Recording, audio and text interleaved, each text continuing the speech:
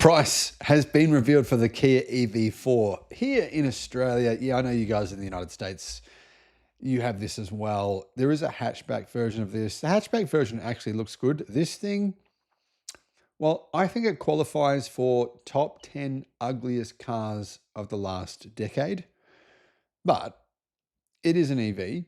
The front looks all right, and the long range version has a fair bit of range. Let's have a look at the details.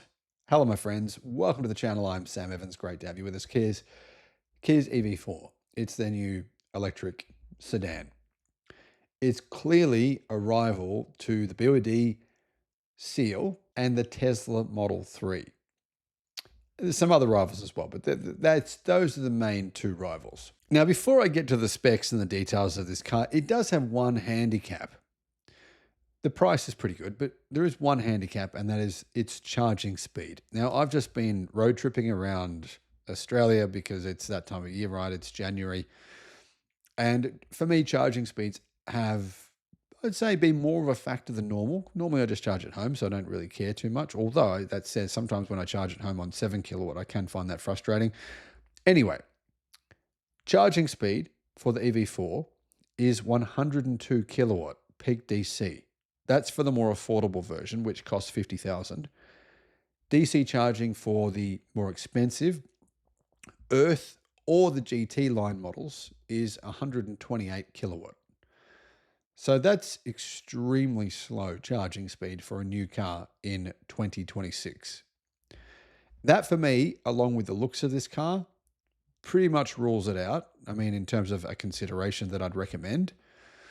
But it's actually, it's not too bad if you don't need to do any DC charging. And, if you don't care about how something looks, I guess. Anyway, Kia has revealed the pricing. It starts cheaper than a Tesla Model 3, as it should be, because it's not as good, $49,990. So that's about $32,000 US for the base model, $49,990. There is three versions. There's the Air, that's $49,990. There's the Earth, which is more expensive, and the GT line. Now, the base model comes with a smaller battery. It's got a 58.3 kilowatt hour lithium iron phosphate battery, and that battery gives it 456 kilometers of range. You might be thinking what I thought. How exactly is it getting 456 kilometers of WLTP range when it's got a 58 kilowatt hour battery and it's not exactly shaped aerodynamically? Well, it's got 17-inch wheels. Small wheels definitely help increase the range. So the longer range version, mid-spec, and the more expensive model get an 81.4 kilowatt hour battery, providing it 612 kilometers of range, but bigger wheels, 19-inch wheels. If that model had 17-inch wheels as well, it'd probably have closer to 660 kilometers of range. But anyway, 612, that's quite a lot of range. Platform. Kia is not talking about the platform. You won't find this in their standard press release because it's, I guess I don't want to mention it. It's not their normal 800-volt architecture that you get with the EV6 and the EV9. It's a 400-volt platform, like I said, providing pretty slow DC charging speeds. Why did they do that? Why did they put that older tech? It's cheaper. This car's made in South Korea. It's not made in China, and that helps them to bring down the cost. So regardless of the battery, the motor, the power specs are quite underwhelming. Realistically, it's got 150 kilowatt, which is just under 200 horsepower, 283 newton meters of torque. All three models of this vehicle are front-wheel drive. 0 to 100 takes 7.4 seconds. In the smaller battery version, the bigger battery version, 7.8 seconds. So it's one of the slowest EVs that I think. I don't know if I've driven an EV this slow, and I've driven so many now, I'm losing count, but I don't think I've driven one this slow. No, I don't think I have. So it's certainly not a car for people who like to go fast, but there's a reason for that. I'm guessing Kia has used a smaller motor with less power output in order to try to get more range. That's most likely, but either way, I'm a little bit baffled by the decision to go front-wheel drive. I don't think they should have done that. I don't really see that as being a big positive, but Anyway, it's front wheel drive. If you'd like to book a paid consultation, you can do so. And I'll put a link in the description below. If you want advice on what electric car to buy, solar systems, all that kind of stuff, you can do that. So charging speed takes 30 minutes to go from 10 to 80%. Kia is saying on a 350 kilowatt charger, which is kind of ridiculous that they said that in their press release, because it can't charge anywhere near 350 kilowatt. But anyway, on a charger that's capable of doing 150 kilowatt plus, it'll do it in about 30 minutes. If you charge on a 50 kilowatt DC charger, it takes 55 to 79 minutes, depending on the model. 79 minutes for the bigger battery. Using an 11 kilowatt AC charger, which I believe is its max AC charging speed, not 22 kilowatt, it's 11, it takes around 5 hours. So efficiency is one bright spot for this car. It's actually fairly efficient, not super, but fairly efficient. 14.3 kilowatt hours per 100 kilometers for the standard range and 14.9 for the long range. Now, the long range does not use a lithium iron phosphate battery. It uses an NMC battery. So it has slightly higher energy density. Compared to its rivals, the EV4, how does it compare? Well, Tesla Model 3 rear-wheel drive, the cheapest version of the Model 3. It's a bit more expensive. It's about $5,000 more, but it does get you 60 kilometers more range. It does have faster charging speed, not a lot faster. I think it's 170, 175 kilowatt around there, but it is faster. And it does have some features that this car does not have. This car does not get ventilated seats unless you buy the most expensive version, which is $70,000. Drive away. So that's one thing this car is missing. The mid-spec model and the base model do not get ventilated seats, which I think is... I have gotten used to using them and I use them all the time now. And that's something that I personally would want. Some people probably don't care about that. Anyhow, the BOD sealed the dynamic version, which is the same price. Actually, sorry, no, it's not actually. It's $3,000 cheaper now. BOD seal price for the base model has gone down. So that's $47,000 for the base model BOD seal. That is an option. Personally, I would prefer the Tesla Model 3, but I can understand why some people have bought a BOD seal. They're pretty good too. All EV4 variants get an integrated panoramic display, which has a 12.2, basically two 12.3-inch displays sort of stuck next to each other. And there is also a 5-inch digital climate panel. Yeah, I don't like the two 12.3-inch screens stuck together because you can't see the maps all that well. And I had one in a car I used to drive, had a 12-inch screen. And even though it's quite wide, with a map, you don't want it to be super wide screen and narrow. You want it to be wider, as in, this way, because then you can see more of the map. And that doesn't matter if you're just driving your regular routes, but when you're not driving your regular routes, then it starts to matter. So, what about the actual software? Well, apparently it gets Kia Connect services with over-the-air updates, wireless Apple CarPlay, and Android Auto, which is pretty much standard. It also has vehicle-to-load outlet. Not sure what the power of that vehicle-to-load output is, but it has vehicle-to-load. And it does have Kia's semi-autonomous highway driving assist 2 system with lane change assist.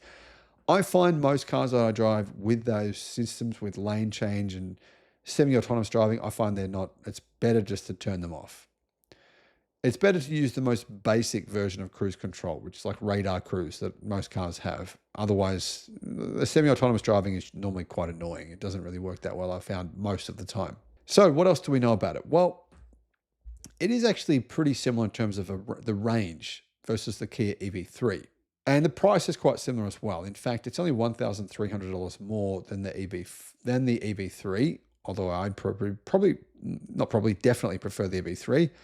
But as I mentioned earlier, there is a hatch version, which I don't think is coming to our market, to Australia, though it is on sale in Europe. What are the dimensions? Very similar in size to a Tesla Model 3. It's slightly longer, not much, only 1 centimeter. So it's 10 millimeters. You wouldn't be able to tell the difference, but it's a lot narrower than a Tesla Model 3. In fact, it's 73 millimeters narrower. That's 7.3 centimeters. You would definitely tell the difference in the width of this car versus a Model 3. It's also sitting on a much shorter wheelbase than a Model 3, 55 millimeters shorter wheelbase. So It probably wouldn't have, I would say, likely considering the actual dimensions, the Model 3 interior is going to be bigger. Model 3 interior is not particularly big, but it's going to be bigger based on that. Pricing. Base model 49,990 Australian dollars. The long range, the Earth long range is 59,200, and the GT line long range is 64,700. I think all three models are overpriced. This is the pricing that I think they should be. $45,000 for the base model, right? It's a pretty small battery pack. Yeah, you can get cars for $40,000 with a bigger battery than this. So that's fair, $45,000. Maybe even still a little expensive. Anyway, 45. Then I'd say for the EV4 Earth long range, 50,000. That's where I think it would sell. So about $9,000 cheaper, $50,000. Then the top spec model, I'm going to say $55,000. I actually think there's a very good chance they will change their pricing to exactly what I've just said within 12 months' time. But I could be wrong. Guys, I want to read you a comment that was liked by a lot of people on an article I saw about this.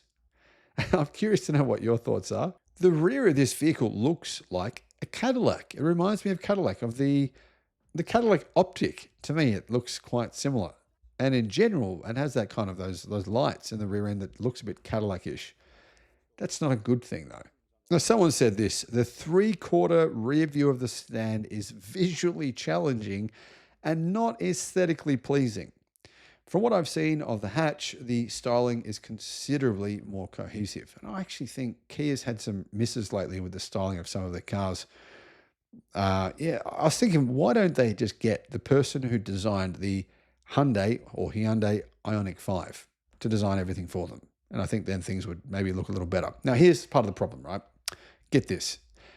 None of these models, not one of them, even the most expensive version, have a heat pump. They should. That should be standard. None of them have a sunroof or ventilated seats, except for the top spec model, which gets ventilated seats, but that's, $70,000 drive away. And that's in spite of the fact that ventilated seats are common on affordable Chinese electric cars. Plus the fact that it takes nearly 8 seconds to get to 100 kilometers an hour, and it doesn't look very good. I honestly think this car is going to really struggle to sell, and Kia is going to be wondering why. What do you guys think? Let me know what your thoughts are. Thanks for watching. Guys, if you want to install solar panels, a home battery, or a home charger, the best way to do this for your situation is to go to the links in the description below, and they'll take you to a page where you can compare everyone. So depending on where it doesn't matter where you live. A lot of people email me all the time saying, well, what solar system should I get? Who should I go with? What battery should I get? What electric charger should I get? Well, click in the links in the description and you can actually compare all the different choices and find the best deal for you. I'll put that link in the description below. Additionally, there is a battery savings calculator link and also a federal battery rebate calculator. I personally have found that I'm not paying for electricity at all, and that's including charging my 2 electric cars and also running my home power, my home sauna. Nothing, not paying anything at all. And I think a lot of people are getting misled. They think that getting a battery is not worth it. Actually, I think it is worth it. So those links are in the description below.